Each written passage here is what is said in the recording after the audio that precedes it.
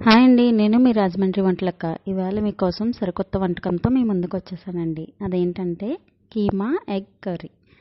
దీనికోసం కావాల్సిన పదార్థాలు: ఒక 8 వెల్లుల్లి రెబ్బలు, ఒక 3-4 ఆనియన్స్ అండ్ 4 గుడ్లు ఉడకబెట్టుకొని పక్కన పెట్టుకోండి. ఫస్ట్ అవి గానుగ నూనె వేసుకున్నానండి నేనైతే. అందులో గోల్డెన్ బ్రౌన్ కలర్ వచ్చేంత వరకు కొంచెం పసుపు వేసి వేయించుకొని పక్కన పెట్టుకోండి ఎగ్స్ని.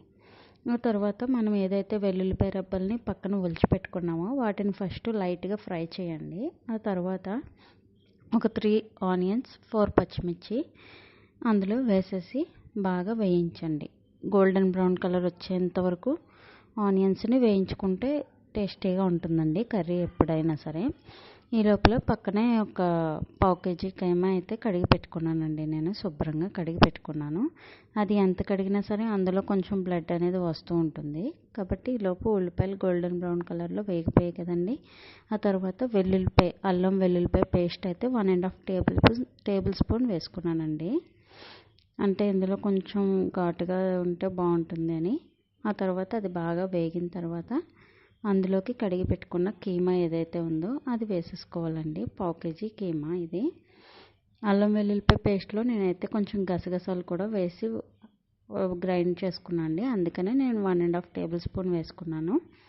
లేదు ఓన్లీ అల్లం వెల్లుల్లి పేస్ట్ అయితే మీరు 1 టేబుల్ స్పూన్ కాదు 1 టీ స్పూన్ వేసుకుంటే సరిపోతుందండి. 1.5 టీ స్పూన్. అండ్ దీన్ని బాగా కలిపి మూత పెట్టుకొని వేయించుకోవాలండి. నీళ్ళు వేసేసి లేదా అప్పుడే ఉడకపెట్టకూడదు.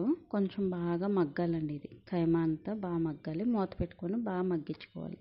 ఇప్పుడు చూసారా ఆయిల్ అంతా పైకి తేలింది కదండి. కొంచెం మగ్గినట్టండి కీమా.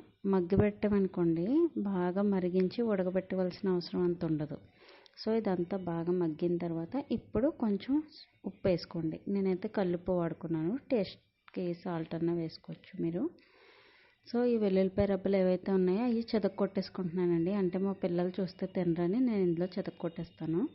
అది ఎవరిష్టం వాళ్ళది. ఉంచుకుంటే ఉంచుకోండి. ఇప్పుడు ఇందులో 1.5 స్పూన్ కారం సరిపడినంత వేసుకోండి. మీ ఇష్టం అది. కారం తినేవాళ్ళు కారం ఎక్కువ వేసుకోవచ్చు.